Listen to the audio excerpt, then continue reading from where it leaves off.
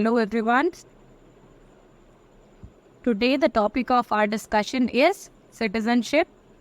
Let's move to the first question. With reference to India, consider the following statements. There is only one citizenship and one domicile. One citizenship is correct. Article 9 of the Indian Constitution says that if any person voluntarily acquire the citizenship of any other country, it will no longer be a citizen of India. So in India, there is only one citizenship. What is domicile? Domicile means permanent home, and a person cannot have more than one domicile. So statement 1 is correct. Second is, a citizen by birth only can become the head of state. To become the head of state in India, according to Article 58, eligibility to become the President of India is citizen of India. He must be of 35 years of age. He must be eligible to become a member of House of Commons. You can remember it like this: 35 years of age, 35 L, eligibility to become a member of Lok Sabha. O, no office of profit. And C, citizen of India. So 35 LOC. This is a trick to remember the eligibility to become the head of state. There it is not mentioned that citizenship should be by birth. Though in America, to become the president of America, one should be a citizen of America by birth, not by any other process. But in India, there is no such thing. So this is incorrect. Third statement, a foreigner once granted citizenship cannot be deprived of it under any circumstances. No, this is not true. According to Citizenship Act of 1955, there are 3 ways of losing citizenship. Renunciation, where a person renounces his citizenship by himself. Termination, when the person acquires citizenship of any other country, government by itself cancels its citizenship because there is only one citizenship in India. By deprivation, deprivation is termination by government. Yes, he has obtained citizenship by fraud, or he has shown disloyalty to the Constitution of India, or the person has unlawfully traded or communicated with enemy during the war, or citizen within 5 years after acquiring citizenship have been imprisoned in any country for more than 2 years, or any citizen who has been residing ordinarily out of India for more than 7 years. So this is also incorrect. Answer is 1 only. Let's move to the next question. The Citizenship Amendment Act falls under which of the following parts of Constitution? Part 1, Part 2, Part 4, Part 6. Answer is Part 2. Part 1 is about Union and its territory. Part 2, citizenship. Part 3, fundamental right. And Part 4, BPSP. So the answer is B. Next question. Which articles of Indian Constitution are related to citizenship? Article 5 to Article 11 talk about citizenship. Next. In which part of India we find the provisions relating to the citizenship? Part 2. Part 1 is Union and its territory. Part 7. Part 7 was repealed by 7th Constitutional Amendment Act of 1956. Earlier, the states were divided into categories A, B, C, D. So, to give the consequence to states' organization, this system was removed, and in this 7th Constitutional Amendment, the term Union Territory was first introduced. Part 9, it is about municipalities. Next. Which of the following is not one of the modes of acquisition of citizenship under Citizenship Act 1955?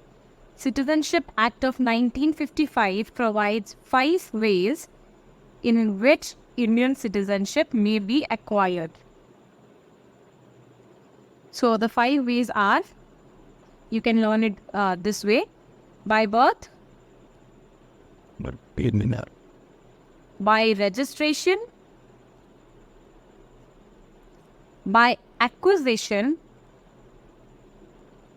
if India is acquiring any territory into it, all the people living in that territory will automatically become citizen of India. The word here given is incorporation. So by acquisition you can learn it, and you have to remember the word incorporation also.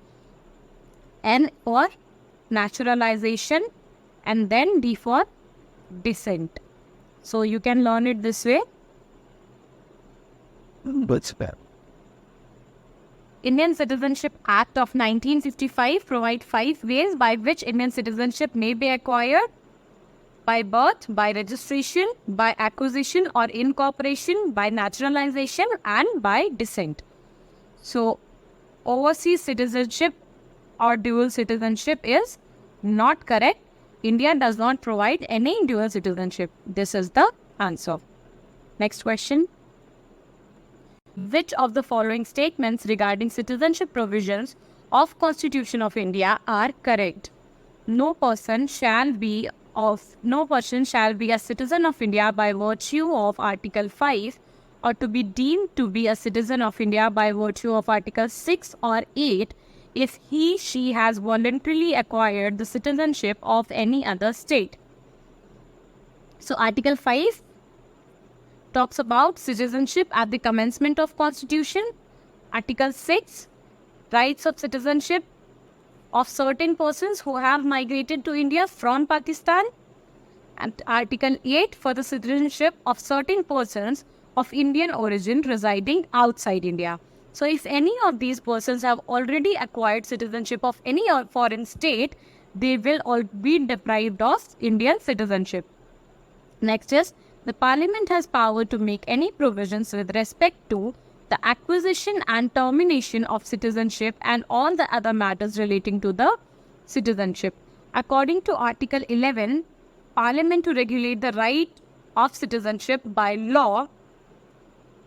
Till 1950, Constitution talks about citizenship, its acquisition and termination, but after 1950, it gave all the powers to Parliament to decide on the matter of citizenship. Next is, which of the following has not been made to the Citizenship Act of India by amendment in 2015? Overseas citizen of India will now be called Overseas Citizen of India card holder. Yes. Non-residents Indian are entitled to vote in elections in India. Though Representation of People's Act 1950 had this provision that an NRI settled in any foreign land can become an elector in the electoral roll. But this was not a feature of Citizenship Act of 2015. So this is incorrect. The person of Indian origin have been placed at par with overseas citizen of India. Yes, OCI and POI were merged with this act. The person of Indian origin are now entitled to a lifelong visa to visit India. This is also correct. So B is not correct and it is your answer. Next. Under which of the following act is National Population Register being created? National Population Register, NPR. What is NPR? NPR is a database that contains list of all usual residents of country.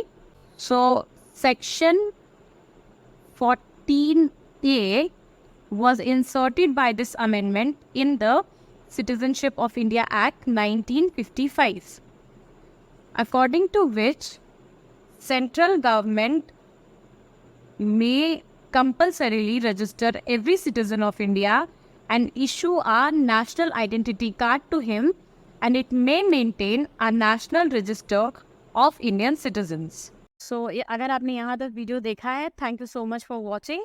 If you are liking these videos, please consider subscribing my channel. Thank you so much. Have a nice day.